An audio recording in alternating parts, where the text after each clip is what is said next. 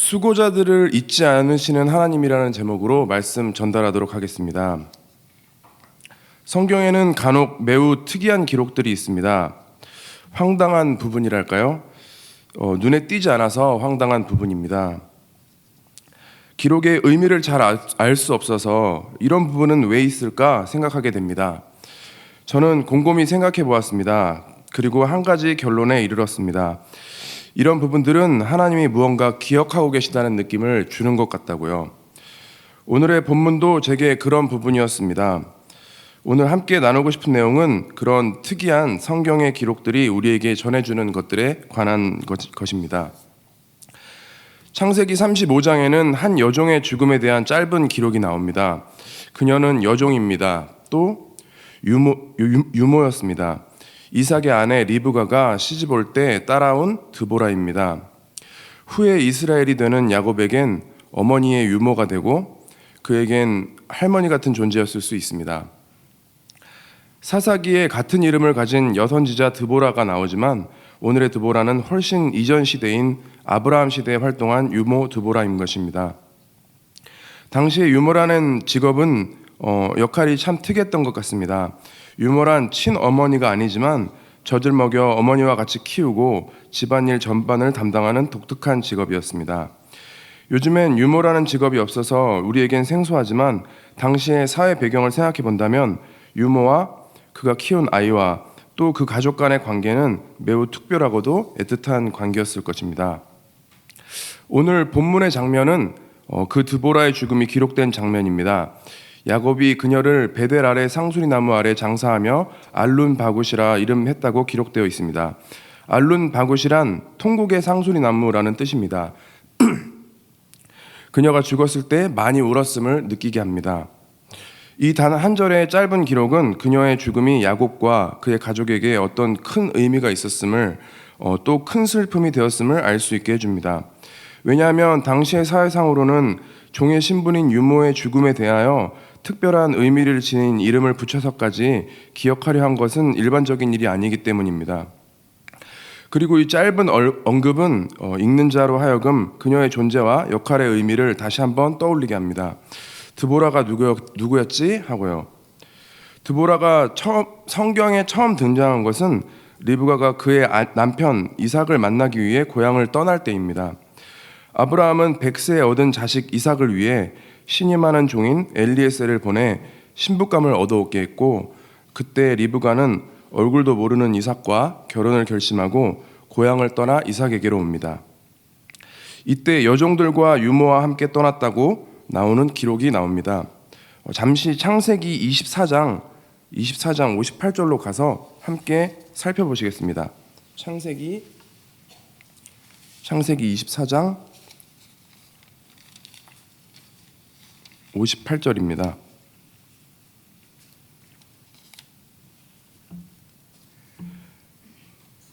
함께 읽어보시겠습니다. 시작. 리브가를 불러 그에게 이르되 내가 이 사람과 함께 가려느냐? 그가 대답하되 가겠나이다. 그들이 그 누이 60절까지 읽겠습니다. 시작. 그들이 그 누이 리브가와 그의 유모와 아브라함의 종과 그 동행자들을 보내며 리브가에게 축복하여 이르되 우리 누이여 너는 천만인의 어머니가 될지어다. 내 씨로 그 원수의 성문을 얻게 할지어다. 바로 이 장면에서 유모인 드보라도 자신의 모든 삶의 배경을 버리고 주인인 리브가를 따라 나선 것입니다. 이름도 없이 그저 유모라고만 언급될 뿐입니다. 이때부터 시작되어 드보라는 한평생을 아브라함과 이삭과 야곱의 집안에 속하여 지내게 됩니다. 그녀가 무슨 일들을 했는지 구체적인 내용들은 성경에 전혀 드러나지 않습니다. 그녀의 일들은 드러나는 일들이 아니었기 때문일 것입니다. 그러나 그녀의 존재는 마지막에 기록된 그녀의 죽음에 대한 기록으로 우리에게 전달됩니다. 오늘의 본문에 그녀는 죽으며 이제는 단지 유모가 아니고 드보라이며 야곱의 가족들에게 통곡의 슬픔을 안긴 인물로 인생을 마감하게 된 것입니다. 드보라라는 이름은 꿀벌이라는 뜻이라고 합니다. 우리가 보는 꿀벌의 대부분은 일벌입니다. 한평생 종으로 지내오면서 불리웠던 이름의 뜻은 놀라울 정도로 열심히 일하는 이미지의 꿀벌이었던 것입니다. 야곱의 가족은 어떤 가족입니까? 하나님은 이 가족을 사용하셔서 그의 구원 사역을 시작하셨습니다. 아브라함에게 약속을 주시고 너는 모든 만민에게 복이 될 것이라고 하셨습니다. 그리고 그 하나님의 구원 계획은 유다와 다윗을 지나 예수 그리스도에 이르러서 완성되어 지금 우리에게까지 이어지고 있는 것입니다. 그리고 오늘의 본문은 그 가족의 형성 초기의 한 사건을 보여주고 있습니다. 이 야곱의 가족을 통해 형성되는 이스라엘 12지파는 하나님의 구원 사역의 토대입니다. 이 12명의 형제들이 어린 나이였을 때 그 집안의 충성스러운 유모의 역할을 떠올려 보십시오. 하나님의 구원 사역 초기에 이 유아와 같은 연약한 시기에 그녀는 미래의 일을 다 알지 못했음에도 불구하고 하나님의 일에 충성스럽게 동참하게 된 것입니다.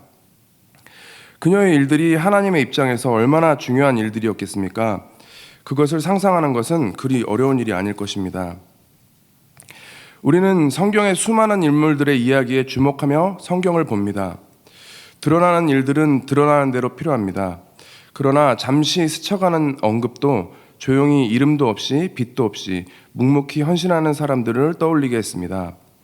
그리고 이러한 성경의 기록은 그러한 분들을 하나님께서 기억하고 계심을 더욱 느끼게 했습니다. 요즘의 교회에도 하나님 나라를 위해 보이지 않는 곳에서 수고하시는 많은 손길들이 있습니다. 그 손길들은 눈에 보이지 않습니다. 귀에 들리지 않습니다. 그 일들은 꼭 필요하지만 잘 드러나지 않는 곳에서 이루어지는 일들이기 때문입니다. 유모가 아이를 돌보듯이 이루어지는 일들이기 때문입니다. 그리고 그런 잘 드러나지 않는 일들이 보이지 않는 곳에서 하나님 나라를 건설하고 지탱하는 데 매우 중요한 역할들을 감당하고 있는 것입니다. 성경에 긍정적으로 기록되어 있는 인물들은 생각보다 많지 않습니다. 성경에는 많은 인물들의 이야기가 나옵니다. 그중 가장 많은 내용은 실패의 이야기입니다. 수많은 인간적인 어리석음으로 쓰디쓴 실패를 겪는 이야기들입니다. 한마디로 실패를 통해 저주를 통해 죄악과 어리석음의 무서움들을 알게 해주는 내용들이 성경의 가장 큰 부분을 차지하고 있습니다. 실패와 저주는 우리에게 가장 큰 반면교사가 되기 때문입니다. 하나님께서 우리에게 주신 책 하나님의 말씀인 성경은 이러한 전반적인 기록적인 특성을 가지고 있습니다. 이러한 전반적인 특징 사이에서 간혹 나오는 오늘 본문과 같은 이러한 언급들은 자주 보이진 않지만 순간순간 구석구석 보고 계시는 하나님의 시선을 느끼게 해줍니다. 그리고 이름 없이 보이지 않는 곳에서 조용히 하나님과 교제하면서 묵묵히 자기의 일을 하는 많은 손길들을 떠올리게 합니다. 표면적 기록으로 그것이 구체적으로 어떤 일인지 우리는 알 수 없습니다. 성경은 그것의 구체적인 내용을 전달하고 있지 않습니다. 그러나 주님은 우리가 그것을 잊어버리기를 원하시는 것 같지는 않습니다.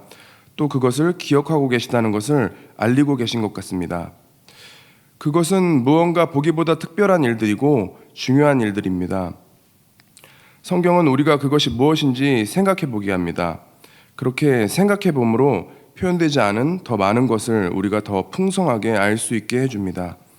이러한 부분이 성경에 여러 부분이 있는 것입니다. 그리고 그런 부분을 볼 때마다 하나님께서 특별한 시선으로 기억하신다는 느낌을 받습니다. 이러한 부분을 한 군데만 더 찾아보겠습니다. 열왕기상 18장 3절로 가서 함께 읽어보시겠습니다. 열왕기상 18장 3절입니다. 546페이지입니다.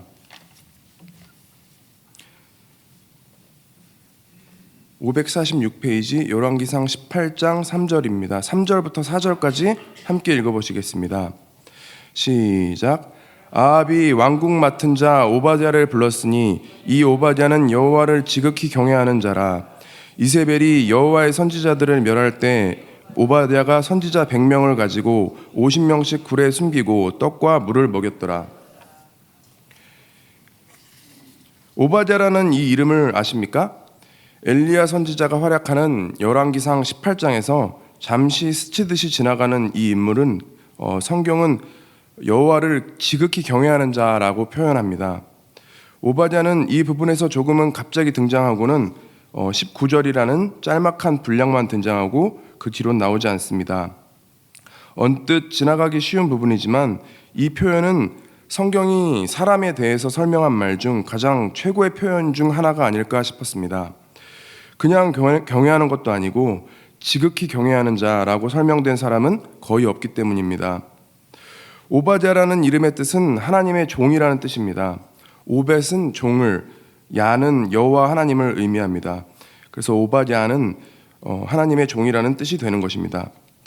그는 북이스라엘의 대표적으로 악한 왕이었다고 평가되는 아합이라는 왕 아래서 일했던 신하였습니다. 아합이 아내 이세벨과 우상 신상을 세우고 하나님의 선지자들을 찾아 죽이는, 하나님이 싫어하시는 수많은 일들을 저지르는 가운데 그 밑에서 일하던 신하였습니다. 하나님의 선지자들을 찾아 죽일 정도로 하나님을 섬기기 어려운 그런 배경 속에서도 오바댜는 주님과 신실한 관계를 놓지 않았습니다. 자신이 가진 조금의 힘을 가지고 주님의 선지자들을 숨겨주고 떡과 물을 먹이며 하나님의 일을 도와 때를 소망하며 기다립니다. 후에 엘리야를 만나 대화한 내용도 자세히 살펴보면 그는 자신의 자리를 지키며 주님 앞에 단독자로 자신의 일을 묵묵히 담당하며 하나님 앞에 서 있는 모습을 보입니다. 아합 앞에 서 있는 것도 아니고 엘리야 앞에 서 있는 것도 아닙니다. 그는 하나님 앞에 서 있는 자로서 행동합니다. 이러한 오바댜의 모습에 대한 기록은 성경에 기록된 최고의 모범 사례 중 하나라고 생각되어지는 것입니다. 저는 오늘 나눈 부분들을 성경에서 접했을 때 또 기록되어 있다는 사실 그 자체에서 하나님의 특별한 시선을 느끼고 큰 위로를 받았습니다. 그리고 이 인물들과 사건들은 제 기억에 남아서 제가 어디에 있던 어떤 상황에 있던지 하나님의 일을 하는데 올바른 자세로 임할 수 있게 하는 큰 힘을 줍니다. 한순간 스쳐 지나가게 느껴질 정도로 짤막한 이 구절들은 앞으로도 오랫동안 제게 큰 힘이 되어줄 것 같습니다. 아무도 보지 않을 때, 중요한 선택 앞에 있을 때, 세상의 시선이 더 의식되려 할 때, 꿀벌과 하나님의 종이라는 뜻의 이름을 가지고 성경에 기록된 드보라와 오바댜를 떠올려 보게 됩니다. 내가 너희에게 뱀과 전갈을 밟으며 원수의 모든 능력을 제어할 권능을 주었으니 너희를 해칠 자가 결코 없으리라. 그러나 귀신들이 너희에게 항복하는 것으로 기뻐하지 말고 너희 이름이 하늘에 기록된 것으로 기뻐하라 하시니라. 누가복음 10장 19절에서 20절의 말씀입니다. 이곳에서 예수님께서는 하늘의 기록에 대하여 말씀하셨습니다. 생명책이라고도 기념책이라고도 표현되어지는 하늘의 기록입니다. 하나님은 우리들에게 많은 것을 주셨습니다. 그러나 하나님께서 기억하시는 것, 하나님께서 특별하시다 하는 것을 바라보라고 하십니다. 여러분의 각 처소에서 스쳐가는 선교지에서 매 순간의 일상생활에서 무언가 특별한 주님과의 관계를 쌓아갈 수 있습니다. 하나님께서 기억하시는 그 특별한 무언가가 있습니다. 그것은 인간과의 관계가 아닙니다. 그것을 넘어서는 것입니다. 특별해 보여서가 아닙니다. 구체적으로 무엇이다 라고 말할 수도 없는 하나님과의 개인적인 교제입니다. 그리고 그렇게 개인적인 관계임에도 불구하고 주님 안에서 주님과 동행하는 성도라면 함께 느끼고 서로 공감할 수 있는 그런 관계인 것입니다. 말씀을 정리하겠습니다. 진심으로 주님의 뜻을 꿈꾸며 수고하는 많은 손길들이 있습니다. 오늘의 본문의 드보라와 열왕기상의 오바댜를 통해 나누어 보았습니다.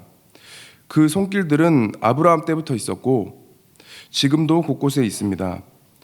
우리가 믿는 하나님은 보고 계시고 그들을 통해 자기 일을 하시며 그리고 그런 것들을 잊으시는 법이 없으신 분임을 확신합니다. 그런 특별하고 커다란 하나님의 시선을 깊이 느끼시고 또 동행하는 저와 여러분이 되시길 간구드리겠습니다. 찬송가 442장 함께 찬송하시고 기도드리시겠습니다.